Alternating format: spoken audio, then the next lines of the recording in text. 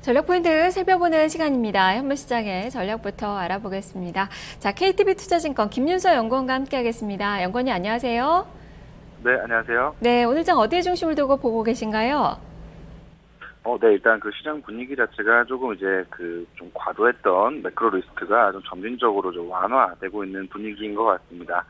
오늘부터는 조금 조심스럽긴 하지만 좀 천천히 저가 분할 매수를 조금 시도를 해보시는 그런 전략을 좀 추천해드리겠습니다.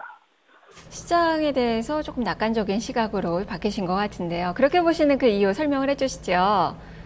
네, 우선 단기적으로 시장을 굉장히 강하게 억눌렀던 두 가지 악재죠. 첫 번째는 중국의 금융시장 불안, 외환 시장이라든지 주식 시장이 그동안 굉장히 많이 불안했고, 그 부분이 일단 시장 참여자들로 하여금 굉장히 좀 걱정을 많이 하게 만들었는데, 일단 이제 이런 부분이 완화가 되고 있습니다. 어저께도 이제 중국이 홍콩 외환 시장에 개입을 해서 중국의 역외환율에 개입을 했습니다. 개입을 해서 위안화를 가치를 좀 더 높이는데 기여를 했죠. 이제 위안화를 굉장히 많이 사들이면서 어쨌든 이제 시장에서 가장 걱정하는 중국의 어떤 추가 위안화 절하 가능성을 계속해서 낮추는 그런 액션들이 나오고 있습니다. 그리고 이제 그런 부분들은 아무래도 한국 증시의 투자 기대 수익률 자체를 높여줄 수 있는 요인이고요.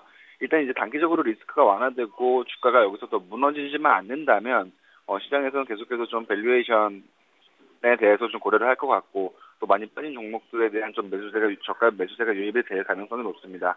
그렇기 때문에 이제 이런 부분에 조금 대응을 할 때가 오지 않았나라고 좀 보고 있는 거고요. 일단 단기적으로 중국 금융시장이 좀 안정 국면에 접어들었기 때문에 국내 지수 레벨도 지금 레벨에서는 조금 바닥을 잡고 올라가는 방향으로 생각하고 있습니다. 그리고 마지막으로 이제 9월 말에서 이제 10월 초에 중국의 어떤 중추절과 국경절 연휴에 다시 좀 국내 제주도라든지 국내 관광지로 중국 관광객들이 다시 좀 유입이 될 수 있을 거라고 보고 있기 때문에 이와 관련된 업종들 조금 지금부터는 천천히 관심을 가져야 되지 않나라고 좀 보고 있습니다. 네, 중국인 관광객에 관련돼서도 관심을 갖고 계시는데요. 그렇다면 전략 측면에서는 이런 유혹과 관련된 종목군들을 좀 봐야 되는 겁니까? 투자 전략 어떻게 세워볼까요?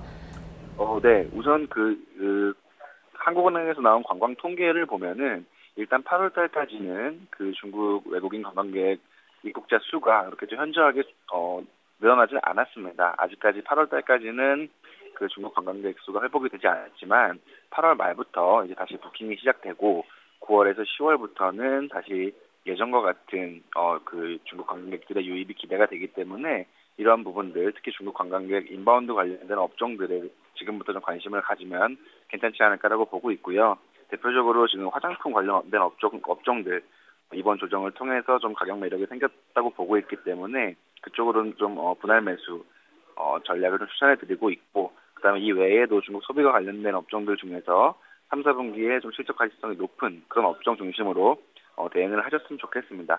다만 이제 시장이 완전하게 살아난 건 아니고요. 연준 어떤 통화정책 관련된 불확실성이라든지 아니면 또 중국의 어떤 금융시장 리스크는 언제든지 다시 재발할 수 있기 때문에 지금 좀 적극적으로 주식을 사기보다는 처음에 말씀드렸듯이 저가 분할 매수 천천히 지금부터 사셔서 빠질 때마다 계속해서 좀 사서 주식을 모으시는 그런 전략을 지금부터는 추천해드리겠습니다. 네, 알겠습니다. 말씀 잘 들었습니다. 네, 고맙습니다. 네, KTB투자증권 김윤서 연구원과 함께 현물시장의 전략을 살펴봤습니다.